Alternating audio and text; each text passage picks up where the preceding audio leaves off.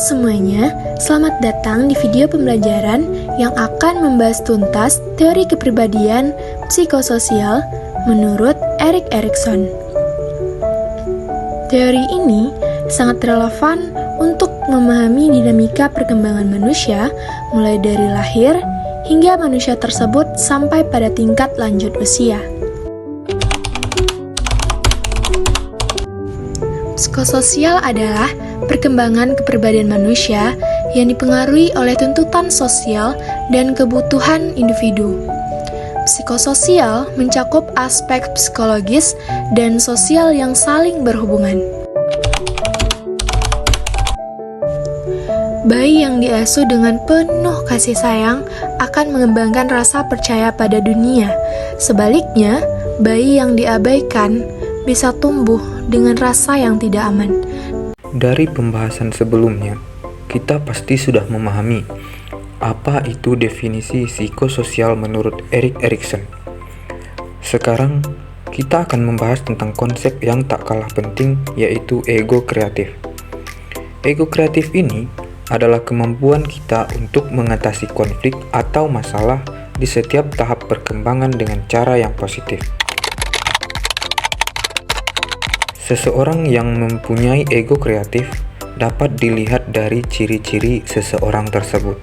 Yang pertama yaitu tidak mudah menyerah ketika menghadapi hambatan atau konflik yang ada di dalam kehidupannya. Bereaksi dengan tindakan menggabungkan kesiapan jiwa dan kesempatan yang ada di dalam lingkungan, serta mengembangkan ide-ide baru dalam memecahkan masalah kehidupan.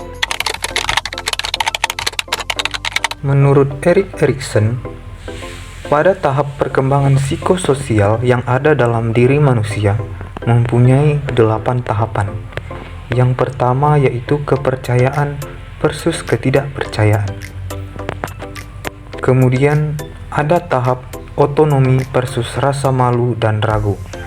Contohnya, seseorang anak yang dibiarkan mencoba makan sendiri meskipun berantakan, anak tersebut sedang mengembangkan otonominya, yang merupakan salah satu aspek dari ego kreatif tersebut. Kemudian ada tahap lanjut inisiatif versus rasa bersalah. Anak usia prasekolah mulai berimajinasi dan mencoba hal-hal baru, yang bermain peran menjadi dokter atau guru yang sedang mengembangkan inisiatifnya. Seterusnya, tahap industri versus inferioritas. Tahap ini terjadi di usia sekolah. Anak sedang belajar keterampilan baru dan membandingkan diri sendiri dengan teman-teman di sekitarnya. Tahap identitas versus kebingungan peran. Siswa atau seseorang anak sedang mencari jati diri mereka. Siswa yang aktif di berbagai organisasi mungkin sedang mencari identitasnya atau karakternya. Tahap keintiman versus isolasi. Pada tahap ini, mereka mencari hubungan mendalam. Seseorang yang aktif mencari pasangan hidup sedang mengembangkan keintimannya. Isolasi bisa terjadi jika seseorang takut berkomitmen. Tahap generativitas versus stagnasi. Seseorang fokus pada kontribusi. Orang tua yang aktif mendidik anak atau relawan yang peduli lingkungan sedang mengembangkan generativitasnya. Sedangkan stagnasi bisa terjadi jika hidup terasa monoton atau begitu-begitu saja. Kemudian ada tahap yang terakhir yaitu integritas versus keputusasaan. Tahap ini terjadi pada usia lanjut. Orang-orang merefleksikan hidupnya. Jika merasa bermakna, mereka menerima kematian dengan tenang. Kepribadian yang sehat itu dinamis, artinya terus berkembang dan berubah sepanjang hidup.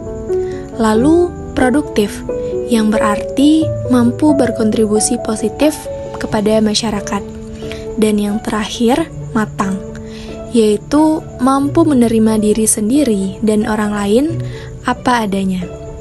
Menurut Erikson, kepribadian yang matang ditandai dengan rasa identitas yang kuat, kemampuan menyesuaikan diri dengan lingkungan sosial, dan perasaan percaya diri.